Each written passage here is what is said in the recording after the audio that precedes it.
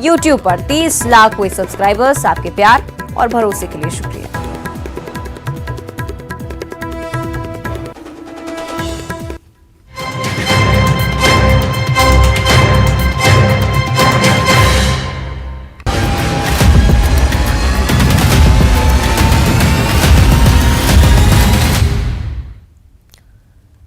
नमस्कार, बहुत स्वागत आपका इस बुलेटिन में। मैं हूं आपके साथ अवंतिका श्रीवास्तव। बालोद के ककराभाट गांव की हम बात करेंगे। हत्याकांड में एक बड़ा खुलासा एक बार फिर से 20 साल बाद इस मामले में बड़ा खुलासा हुआ है। छबेश्वर की हत्या करने वाले उसके दोस्त टीकम कोलियारा ने न्यूज 18 को बताया है कि हत्या उसी ने की। प्रेमिका से दुष्कर्म करने से नाराज टीकम कोलियारा ने छबेश्वर की हत्या कर दी थी। उसकी हत्या कर लाश को जमीन में दफना दिया था। टीकम कोलियारा को जेल जाने का अब कोई डर नहीं है। सबूत जुटाने के लिए पुलिस छबेश्वर की डेड बॉडी के लिए जमीन में खुदाई कर रही है, जहां उसे दफन किया गया था। छबेश्वर के बूढ़े माता पिता को उम्मीद है कि उसे अब न्याय मिलेगा।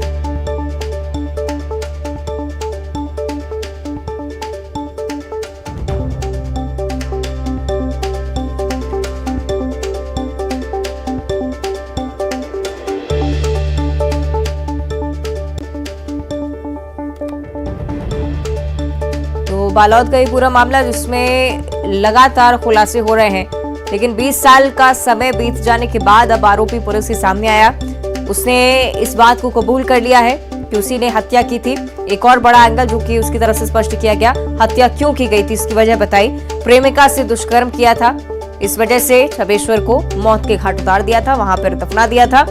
20 साल तक उसके मन में हलचल होती रही, टोने टोटके का सहारा लिया, मानसिक स्थिति ठीक नहीं थी, बार बार सपने में छबेश्वर उसे दिख रहा था। इस वजह से वो पुलिस के सामने आया, गुनाह अपना कबूल कर लिया है। क्या वजह रही सारे? रेप कर रही है। रेप कर रही है। रेप कर रही है। कैसे घटना अंजाम दे? नहीं, ये जो रेप काखर कर रही है, लड़की की। अच्छा, कौन रही है लड़की? वो अभी फिलहाल मन मिसेस है। अच्छा, वो समय प्रेमिका रही? नहीं रही है। अच्छा, तो छबेश्वर तो बहुत अच्छा दोस्त रही बताते थे गांव में तो। हाँ रही है। तो ऐसे कैसे होगा, मतलब अभी गलत काम करी ना। अच्छा, ये बता, एक बाद कहीं परेशान होते इसका मन में? हाँ, मन में परेशान होते हैं। हाँ, कैसे लगा? बेचैन लगे एकदम। मंदिर बैगा बन के काखर पास गए? मैं बहुत जगह गया हूँ। हाँ, कौन दे मंजूर है? तो ते जेल जाबे तो पीछे परिवार जो है, पत्नी बच्चा मन, वो सब देख लिए पन जैसे किस्मत में है इसे। जब तक बेटा के पता नहीं लग रही, कहा समझ के जियत रहे? कहा समझ के रोई गवई करके जियत। बाहर में बेटा काम में क्या होगी, कोई पता नहीं रही कि ऐसे हो जाही। कही थी गाँव में कोई दुश्मनी नहीं रही थी, एक जबरन दुश्मनी कर ली थी। क्या करूँ बेटा? ये मैंने अभी दो याद में पता लगी। ओखर पहली का समझत रहे हो? का मैंने निकल गए। हाँ, और वो खुद ये करने वाला आदमी है, फोन कर दी कि वो में डब्बा वाला फोन दी से गाँव में 1 टन 2 टन है ना, तो वो अब फोन कर दी कि मैं यहाँ दे हूँ, वो संशय फिक्र मत करूँ है, ऐसे के फोन कर दी। मोला अच्छे ढंग काम मिल गए ऐसे ढंग के। अब कोई जगह विचार करे गो जाऊँ, मैं मैंने भैया मन कर जाऊँ, कभी कहीं में जाऊँ, ऐसे ढंग के विचार करे बा। तो भैया मन बोले कि नहीं, वो अपन घर बसा डी, वो घर बसा दी, तो वो अभी नहीं आए ऐसे की वो बोली। अच्छा, 2003 में तुम्हारे प्रोफाइल मारे आके बता दी, उधे आके वो कबूल करी। मन तो जाना अब का चाहता था? वो कार्रवाई होनी चाहिए साहब दबा के, अब है ना। अब कार्रवाई पीछे हम भिड़े रहे, एसपी कलेक्टर वगैरह सब जगह में दौड़ धूप मन लगे चीज से। अब कल खुदाई हुई से सब चीज मिल गए, हड्डी मिल गए, कपड़ा मिल गए, अब संतुष्ट हो आप चीज जांच से? हाँ, वो तो संतुष्ट है। ठीक। तो का कारण रही इसकी, ओखर जो सबसे अच्छा दोस्त रही वो ऐसे करी? कारण तो ये मैंने हे बताते जो कांड के रहते हैं कि ऊपर से भी दोस्ती रही से। अच्छा, तो 10% के कारण इसे बताइए। और पता नहीं ऊपर बात प्रेम प्रसंग पर कहाँ तक रही सारी ये जानकारी नहीं है। चलिए ज्यादा चर्चा इस पर हम करेंगे। हमारे सहयोगी अभिषेक धमतरी से हमारे साथ लाइव जुड़न कम रुख कर लेते हैं। अभिषेक, इस एंगल का भी अब खुलासा और शायद इसकी पुष्टि भी कि प्रेमिका से रेप हुआ, उसके बाद उसने हत्या की। पुलिस की कार्रवाई कहां तक पहुंची है और जैसा कि परिजन बोल रहे हैं कि सख्त कार्रवाई हो, सख्त सजा हो, इसकी कोई उम्मीद अब?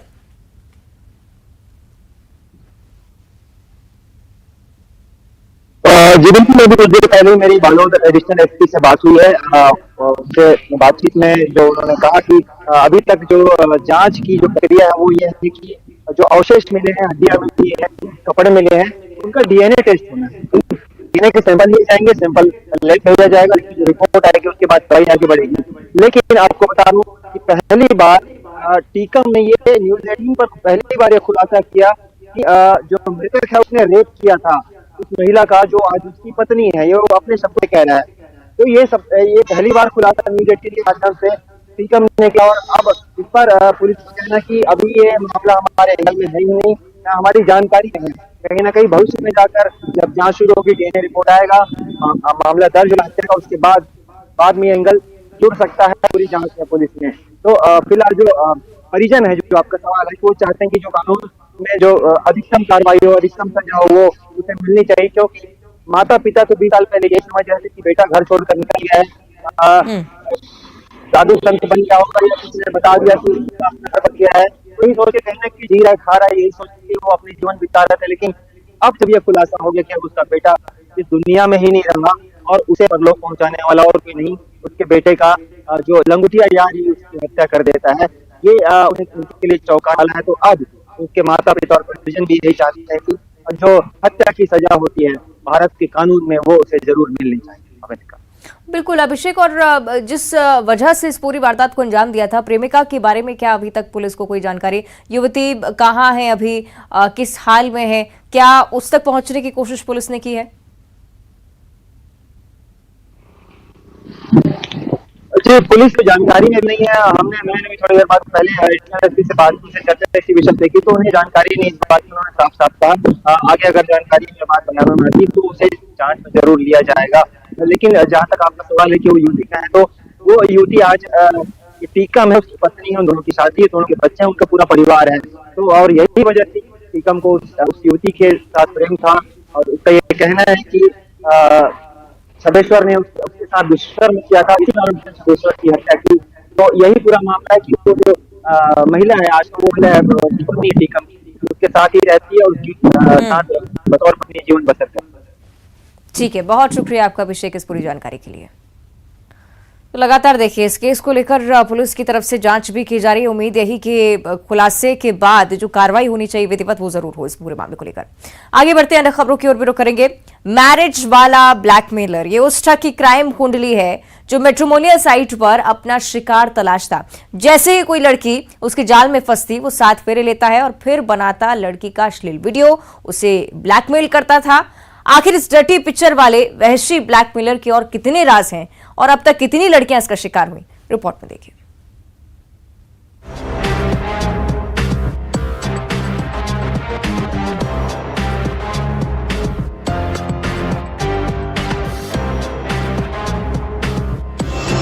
वो शादियों का शौकीन,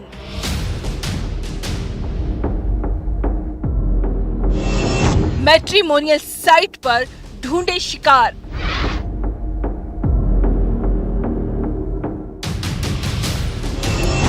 मोबाइल में कैद कर लेता राज।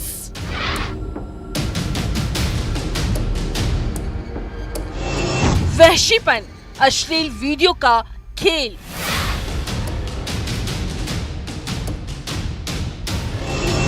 सात फेरों वाला नटवरलाल।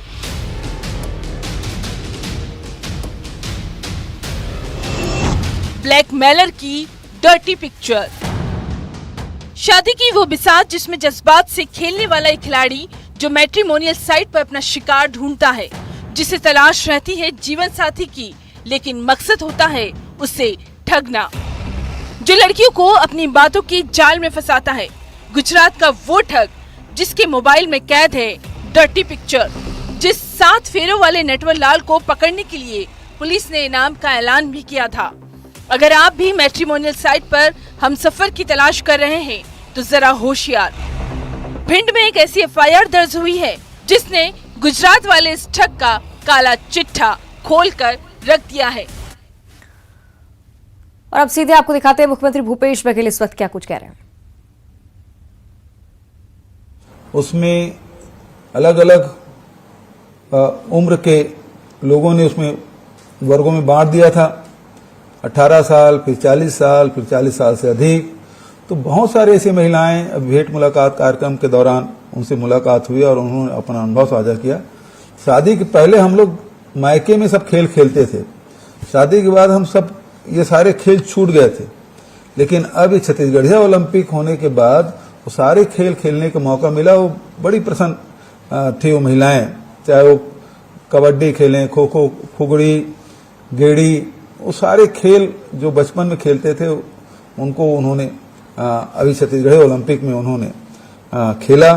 और उन्होंने ये भी कहा कि ये कार्यक्रम हमेशा चलना चाहिए। तो मैं बताना चाहूंगा कि इस साल हम लोग 25 करोड़ का बजट उसमें रखा है और पहले साल हम लोग आयोजित करके 26 लाख लोग इसमें भाग लिए। तो ये जो हमारी छत्तीसगढ़ की जो खेल है, हमारी जो संस्कृति है, कार्यक्रम है, और मैं तो सीएस साहब उपस्थित हैं, मंत्री जी 3 मंत्री भी उपस्थित हैं। मैं तो कहना चाहूंगा कि इसको दीपावली के आसपास नहीं बल्कि हरेली से शुरू कर देना चाहिए, ताकि बहुत सारे खेल हैं वो हरेली त्योहार के दिन खेलते ही हैं, तो उस दिन से आयोजन इसका शुरू हो जाए छत्तीसगढ़ी ओलंपिक का, तो वो फिर दीपावली के आसपास समाप्त हो जाए। तो इस प्रकार के आयोजन हो। और जो लोक पर्व है, लोक तीज त्योहार है, इससे निश्चित रूप से आने वाली पीढ़ी से जुड़ेंगे, प्रकृति से जुड़ेंगे। आज प्रकृति में जो परिवर्तन आ रहा है, वैश्विक परिवर्तन आ रहा है, उसे सब चिंतित हैं। तो जब ये जो तीज त्योहार है, जो संदेश हमारे पुरखों ने इन त्योहारों के माध्यम से जो हमको संदेश दिया है, उसको हम लोग पुनर्जीवित करेंगे और प्रकृति से जुड़ेंगे, तो निश्चित रूप से प्रकृति के देखरेख भी करेंगे, संवर्धन करेंगे, संरक्षण करेंगे।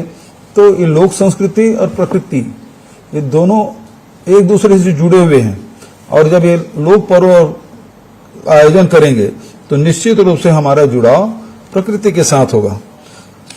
तो इसलिए अभी इसकी शुरुआत हम लोग 13 अप्रैल को बस्तर में भरोसा सम्मेलन में बस्तर के जो आदिवासी पर्व के शुभारंभ हम लोग किया, और सौभाग्य से प्रियंका जी वहां उपस्थित थी। और अभी ये जो सम्मान निधि है, मुख्यमंत्री आदिवासी पर्व सम्मान निधि, ये और बस्तर के बाद जो दूसरे और अंचल हैं, जो अनुसूचित क्षेत्र हैं, उसके लिए आज ये राशि जारी किया जा रहा है और छत्तीसगढ़ी पर्व के लिए भी राशि जारी किया जा रहा है। तो इसके लिए मैं सभी को बधाई और शुभकामना देता हूं। धन्यवाद। जय हिंद, जय छत्तीसगढ़, जय जोहार।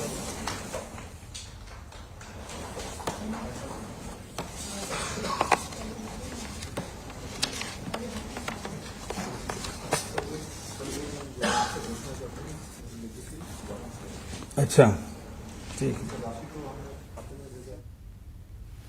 तो आप सुन रहे थे मुख्यमंत्री भूपेश बघेल को पर्व सम्मान निधि को लेकर उन्होंने घोषणा कर दी है।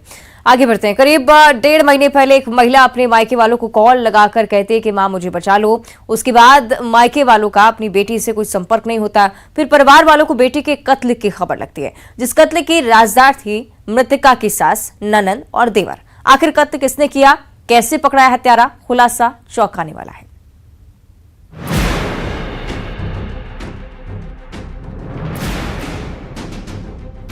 तीन राज्य लाश की पहचान, नाले में लाश, कातिल की तलाश।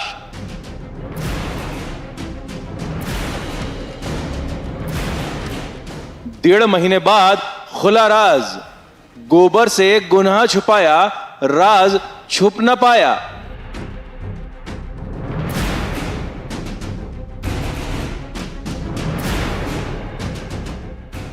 पति, सास, ननद, देवर, राजदार। वो आखिरी कॉल, मां मुझे बचा लो।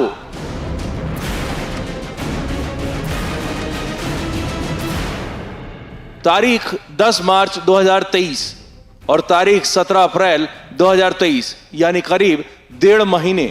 पिछले 1.5 महीने से बलरामपुर की कोतवाली थाना पुलिस गणेश मोड़ बलरामपुर के सिलपट नाला के पास मिली महिला की लाश की मिस्ट्री की तफ्तीश कर रही थी। 3 राज्य मध्य प्रदेश, उत्तराखंड, झारखंड में महिला की लाश के फोटो को सर्कुलेट किया गया। 10 मार्च को लाश मिली थी, लेकिन 5 मार्च को महिला का कत्ल हुआ था। लाश 4-5 दिन पुरानी थी।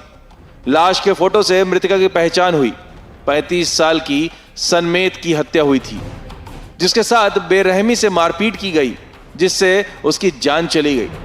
सनमेत की हत्या के राजदार उसकी सास, पति, नाबालिग ननद, चचेरा देवर और भाभी थे। कत्ल का निकाल करने में मिली है। ये घटना 10 मार्च 2023 की है, जब गणेश मोड़ चौकी क्षेत्र में एक अज्ञात महिला का शव बरामद किया गया था। जब उसका पीएम कराया गया तो उसमें उसको जो मृत्यु है वो करीब 4-5 दिन पहले होना बताया गया था, जिसके बाद से उसमें मर्ग कायम कर उसकी लगातार विवेचना और जांच की जा रही थी। उसमें जितने भी सरहदी जिले हैं, सरहदी हमारे जो बाकी राज्य हैं, उनमें भी बैनर, पैम्फलेट, पोस्टर भी लगाकर शिनाख्त करने की कोशिश की गई थी। काफी अथक प्रयास के बाद में हम लोगों को जो महिला थी, महिला के परिवारजनों ने संपर्क किया और महिला के उन्होंने उसकी शिनाख्ती सनमेत के नाम से की। ये 35 वर्ष की महिला थी, सरनाडी की रहने वाली थी। मृतिका सनमेत का कातिल झारखंड में जाकर छुप गया था, जो किराए के मकान में रह रहा था। पुलिस ने दबिश दी और हत्यारे शंकर को गिरफ्तार किया, जिसने कत्ल की पूरी कहानी बताई। शंकर मृतिका सनमेत का पति है। दरअसल पुलिस के शक के दायरे में आरोपी पति शंकर इसलिए आया, मृतिका सनमेत के मायके वालों ने बताया था शंकर अक्सर बेटी के साथ मारपीट करता था। और फिर खुला वो आखिरी कॉल का राज, जो मृतिका सनमेत ने मायके वालों को किया था। जब मामले का आगे बात की गई, जब घर वालों से बात की गई, तो उन्होंने बताया कि जो मृतिका है, मृतिका का पति काफी मारता पीटता था उसको और अच्छे से नहीं रखता था। और उस दिन भी उनको एक फोन आया था मृतिका की तरफ से कि उसके परिवार में सब ठीक नहीं है, पति मारपीट कर रहा है और वो अपने घर वापस आना चाहती है। शंकर का आए दिन अपनी पत्नी सनमेत से विवाद होता था। वारदात वाले दिन उसने इसी विवाद में दीवार पर पटक कर पत्नी की जान ले ली।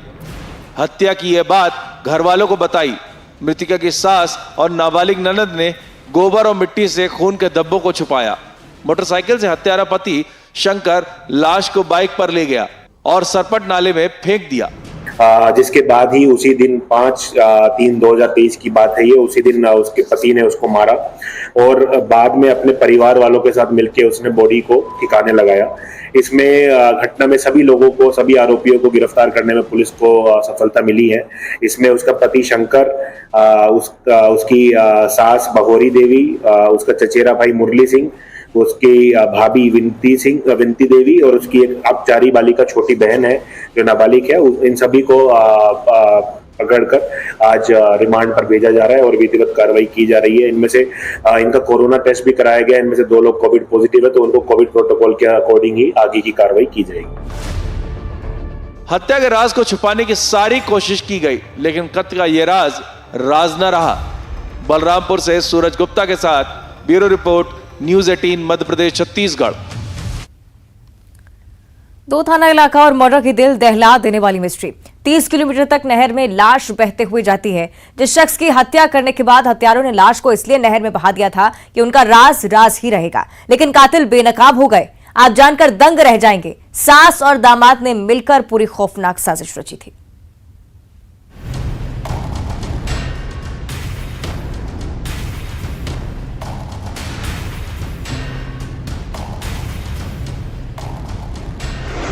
नहर में लाश, साड़ी से मर्डर। ससुर का मर्डर, दामाद हत्यारा। विवाद में कैद, कत्ल का राज।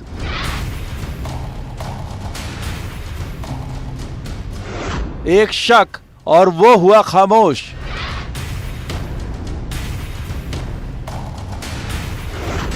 सास, दामाद और साजिश। करीब 30-35 किलोमीटर तक एक लाश बहते हुए आती है। कत्ल एक थाना इलाके में हुआ और लाश दूसरे थाना इलाके में नहर के जरिए आती है।